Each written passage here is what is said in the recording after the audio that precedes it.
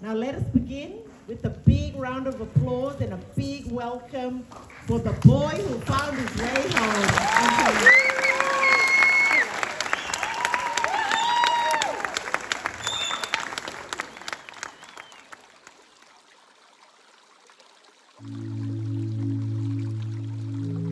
And the most emotional part for me in the play was right at the end, when he actually found his way home.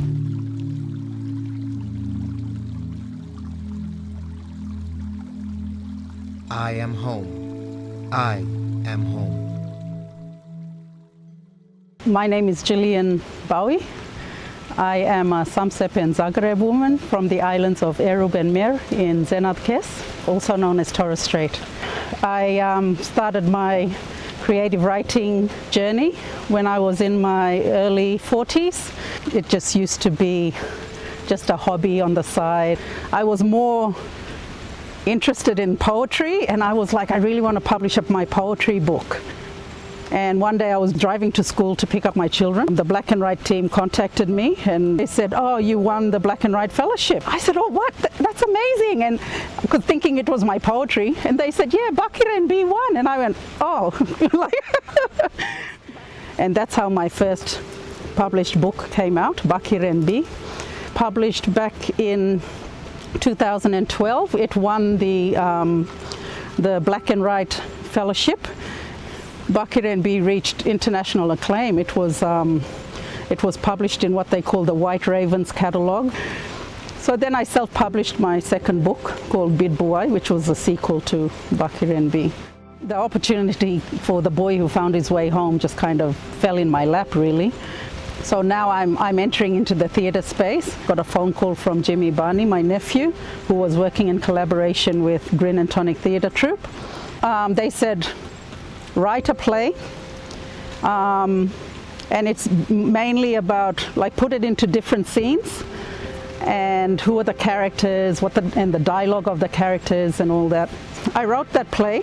I wrote it in one weekend. I just had visions of my pastime, my childhood, and everything from culture. All that came flashing, just visions of that just came flashing in my mind. And well, it has been on my bucket list. It's always something that I wanted to do, just from page to stage. I wanted to do that with my writing. I mean, this is like macro, contra, snapper. So the play is called The Boy Who Found His Way Home. It was based on this young teenage boy who was born and raised in the big city and coming back home for the first time. And in the city, he always felt like he didn't belong because he had this big island name, Yathamo, and people were like pronouncing his name wrong, and he just never felt that he belonged there. And when he would come back home, his first impression and experiences at home was, I don't feel like I belong here too. My youngest child, so I have 6 adult children, and my youngest his name is Yathamo. And I chose his name and his character to be the main character in the play. With his permission, of course. I asked him if I could use his name and all that. Oh, he was all for it. At first, she called me up and then she was like, oh, well, I got a play that's gonna happen, and I wanted to ask you if we could use your name. And I was like, oh, you're right. Well, you can use my name. Make my name small famous here today. Everybody was going for it.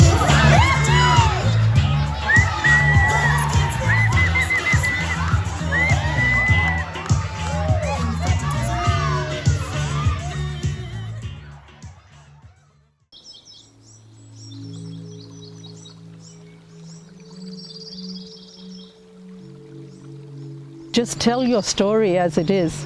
And like I said, don't wait for it to be perfect, just tell your story.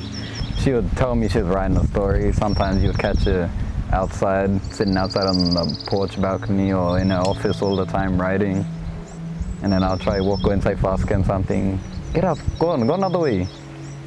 I can't disturb her when she's in the middle of her writing there.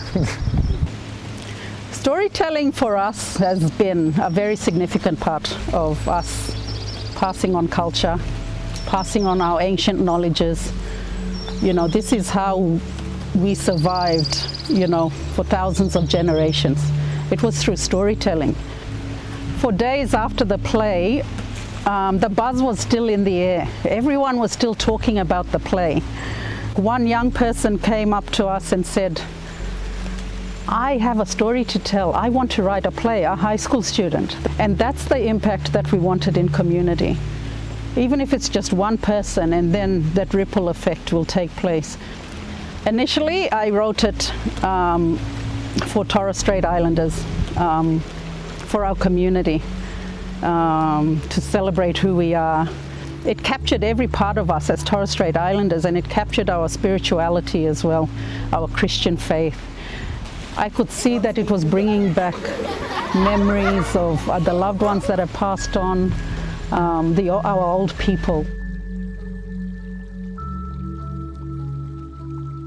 So my biggest anxiety, if you want, is will people like it? Will people like this play? When I was sitting in the audience and I'm looking at the children on the mat in front of the stage, they were so engaged. The adults sitting, so from grandparents to parents to children, everyone was so engaged, laughing, listening, learning. We need to have a lot more of this happening in communities because it brought community together in one space.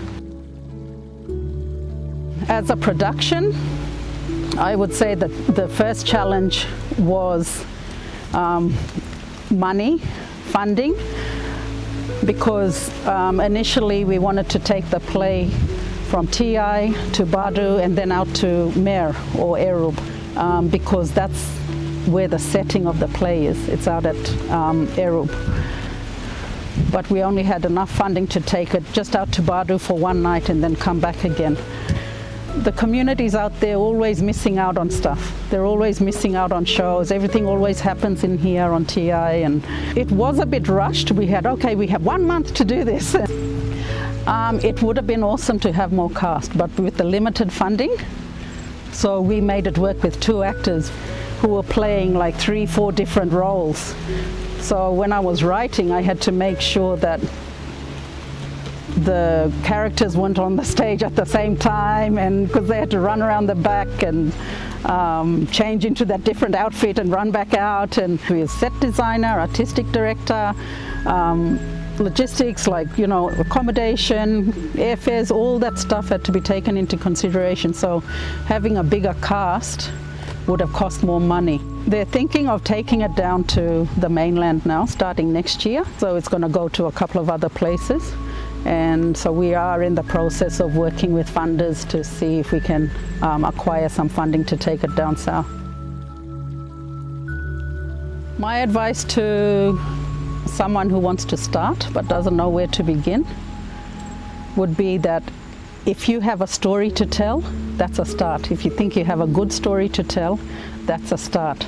You don't have to know all the technical side of things, because you will be surrounded by a team of experts that will help you bring your story to life. I loved every moment of that play. I wouldn't do anything differently, but I would build on what was already established. The story wasn't about him finding his way home physically. It was about him finding his way home in here. The impact of writing this play was, it really built my confidence in this industry. When I saw the good reaction, I wanted me to take this further and to write more plays, and even to take it to the next level, like start writing, like doing screenwriting, like writing for animation and film and all that. So it really boosted my confidence personally. I am one with the land, the sea, and the sky. My name was uttered long before I arrived, preparing the world for me, no matter how far I roam.